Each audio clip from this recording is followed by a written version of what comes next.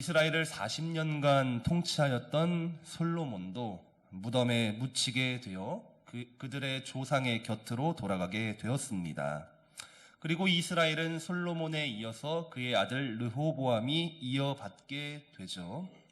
르호보암이 이스라엘의 왕 위에 오를 때에는 사실 이스라엘은 이미 정치적으로 불안정한 시기였습니다.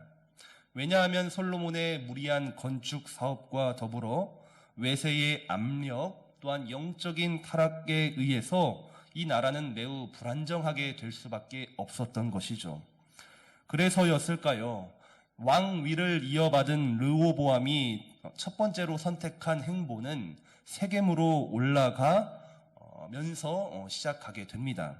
본문 1절을 보게 되면 르호보암이 세겜으로 갔으니 이는 온 이스라엘이 그를 왕으로 삼고자 하여 세겜에 이르렀다라고 기록하고 있습니다.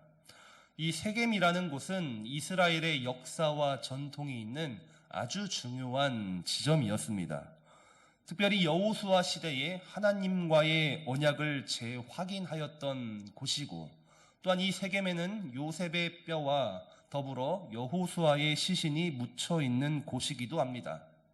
그래서 이후 역사를 보게 되면 북이스라엘의 왕국은 이 세겜을 아주 중요한 거처로 삼게 됩니다. 현재 르호보암은 세겜을 방문하고 있습니다. 이 세겜을 방문하는 목적은 하나였습니다. 이스라엘의 12지파 모두에게 자신이 왕으로 인정받기 위해서였다라는 것이죠.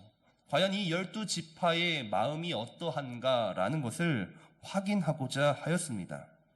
솔로몬의 아들이라는 자격으로 이스라엘의 왕이 되었지만, 아까도 말씀드렸지만 정치적으로 불안한 게 이스라엘입니다. 다시 말하면 통일 왕국이기는 하지만 매우 불안한 통일 왕국이라는 것입니다. 다윗의 40년, 그리고 이후 솔로몬의 40년, 약 80년 동안 이스라엘은 통일 왕국이었지만, 사실 이것은 다윗과 솔로몬이 대단한 능력이 있어서 그런 것이 아니라 철저한 하나님의 은혜이죠. 이스라엘 12지파가 통일 왕국으로 쓴 것은 오직 하나님께서 은혜 주셨기 때문이지, 사실 이들은 본래 북쪽에 모여있는 지파와 남쪽에 모여있는 지파들로 나뉜 역사가 이미 여러 차례 존재하기 때문에 사실상 정치적으로 불안한 것은 이 르호보암이 왕 위에 올랐어도 여전히 유효하다라는 것입니다. 그래서 세겜을 방문한 르호보암은 북쪽 지파들의 생각을 듣기 위해 이제 여로보암을 만나게 됩니다. 여로보암은 북쪽 지파를 대표하고 있습니다. 과거 솔로몬 시대에는 솔로몬이 두려워서 애굽으로 이민을 갔지만, 솔로몬 사후 다시 이스라엘로 돌아온 여로보암은 북쪽 지파들 사이에서 이미 막대한 영향력을 끼치고 있었습니다. 그래서 여로보암의 요청사항은 다음과 같죠. 4절을 보게 되면 왕의 아버지가 우리의 멍에를 무겁게 하였으나 왕은 이제 왕의 아버지가 우리에게 시킨 고역과 매운 무거운 멍에를 가볍게 하소서. 그리하시면 우리가 왕을 섬기겠나이다 라는 것입니다. 북쪽 지파들과 여로보암의 요청사항은 사실 매우 단순하였습니다. 왕의 아버지 솔로몬은 강제 노동을 우리에게 시켰고, 또한 무거운 세금 납부를 요구하였기 때문에 우리 백성들은 큰 고통을 겪고 있다라는 것입니다. 그러니 앞으로 우리가 살아가기 위해 그 무게를 줄여달라라는 것입니다. 그 멍에 좀 제발 줄여달라라는 것. 그렇게만 해준다면 우리 북쪽 지파는 르호보암 당신을 이스라엘의 왕으로 모시고 섬기겠다라고 약속을 합니다. 바로 이 지점에서 우리가 계속해서 묵상해온 이 솔로몬의 성공 뒤에 숨겨져 있는 이 백성들의 아픔과 이 고통이 드러나고 있음을 우리가 발견할 수 있다는 것이죠. 이 무리한 건축 사업은 결국 이 백성들의 고통으로 몰려왔고, 또한 그들의 희생이 있었기 때문에 이 솔로몬은 앞에서 빛날 수가 있었던 것이죠. 솔로몬은 빛났지만 이 뒤에서 백성들은 굉장히 힘들어하고 있다라는 것이죠. 이러한 여로보암의 요청을 들은 르호보암은 3일간의 시간을 요청합니다. 그리고 두 부류의 사람들을 만나서 이 문제를 논의합니다. 이 첫 번째 부류는 솔로몬 시대에 아버지와 함께 나라를 통치하였던 원로들을 만나게 되죠. 원로들은 르호보암에게 조언을 합니다. 7절을 보게 되면 대답하여 이르되 왕이 만일 오늘 이 백성을 섬기는 자가 되어 그들을 섬기고 좋은 말로 대답하여 이르시면 그들이 영원히 왕의 종이 되겠다라고 조언을 합니다. 원로들은 이 르호보암에게 그들의 요청을 들어주어라. 왜냐하면 왕은 그 백성들의 섬기는 자가 되어야 하기 때문입니다. 라는 굉장히 단순 명료한 조언을 전달하죠. 그리고 나서 두 번째 부류를 만납니다. 르호보암은 자기와 함께 자라는 소년들을 만납니다.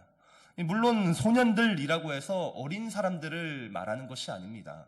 이 앞선 원로들에 비해서 상대적으로 젊은 나이이지 현재 르호보암이 40대 초반의 왕위에 올랐기 때문에 그 정도 나이대를 의미하는 사람들이죠.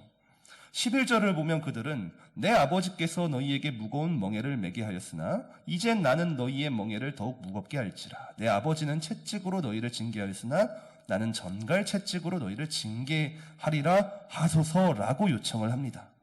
그들은 아버지 솔로몬보다 더욱 무거운 멍에를 그리고 채찍이 아닌 전갈 채찍으로 아주 강한 통치를 할 것을 요청하고 있다라는 것이죠. 여러분, 지금 르호보암은 완전히 상반되는 두 개의 조언을 받게 됩니다.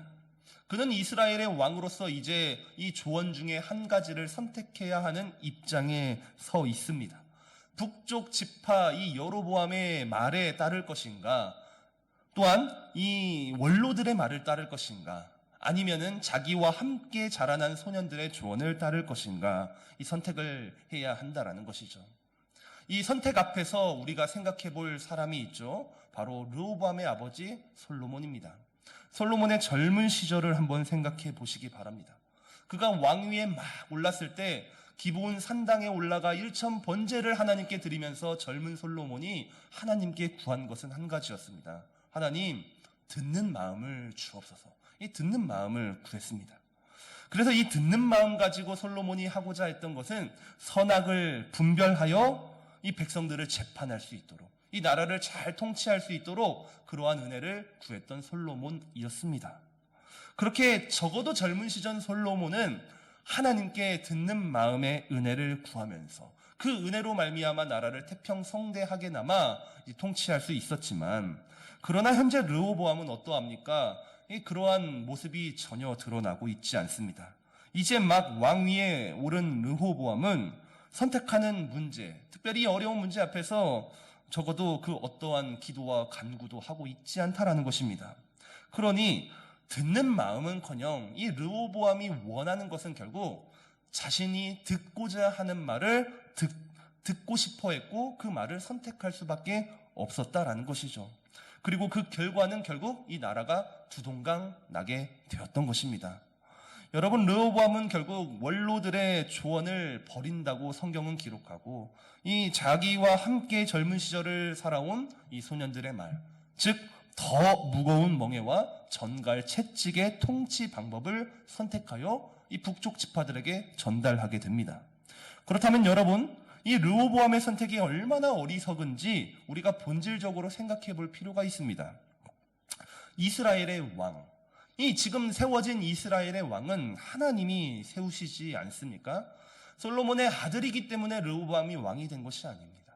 이 사울 시대부터 다윗, 솔로몬, 지금 르호보암까지 결국 하나님께서 이 왕을 세우셨다라는 것입니다. 그렇다면 이스라엘에 왜 왕이 존재하는가라는 거예요. 왜 이스라엘에는 왕이 필요한가? 바로 이 원로들의 가르침처럼 백성들을 섬기기 위해서라는 거예요. 이스라엘의 왕은 하나님의 대리 통치자로서 그들에게 맡겨진 이 백성들을 오직 섬기기 위해서 존재하는 것이다. 이 백성들을 노예로 부리고 멍에를 주기 위해 존재하는 것이 왕이 아니라는 사실입니다. 따라서 이 본질적인 이유를 우리가 생각해 본다면 결국 무언가 선택해야 하는 상황이 찾아오게 된다면 우리는 본질적인 이유를 생각해 내야 한다라는 것입니다. 현재의 상황, 지금 르호보암이 이제 막 왕위에 오른 그 상황, 현재 그 오늘만 바라본다면 르호보암이 선택해야 하는 것은 바로 이 젊은이들의 조언입니다. 더욱 무거운 멍에를 져야 하고 정갈채찍으로 다스려야 합니다. 왜냐하면 이스라엘의 왕권이 서야 하고 경제적으로 어려움을 당하면 안 되기 때문에 현재를 바라보면 이 후자의 조언이 맞을지도 모르겠습니다. 그러나 이 선택에는 치명적인 오류가 있다는 거예요. 바로 현재의 상황을 고려하다 보니 하나님의 뜻을 놓쳐버린다라는 오류입니다.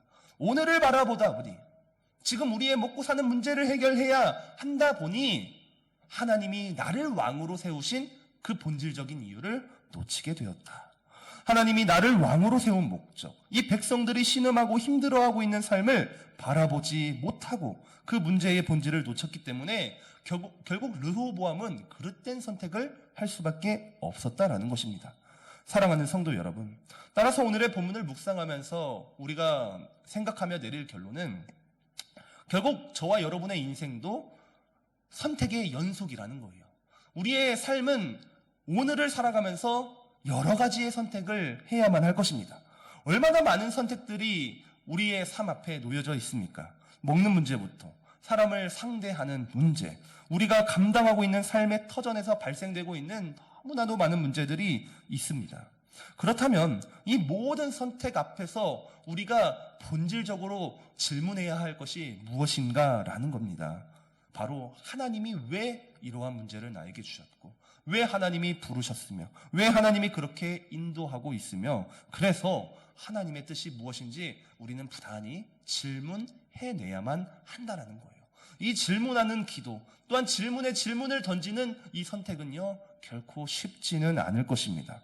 그러나 이 선택의 기로에서 실패한 르호보암을 기억하시면서 그를 타산지석으로 삼으셔서 내가 하고 싶어하는 것, 내가 듣고 싶어하는 말 이전에 정말로 하나님이 나에게 원하는 것이 무엇인지 다시 말씀으로 들어가, 복음으로 들어가 질문하는, 그래서 오늘 하루 승리하는 지혜로운 저와 여러분의 삶이 되기를 예수님의 이름으로 간절히 소망합니다.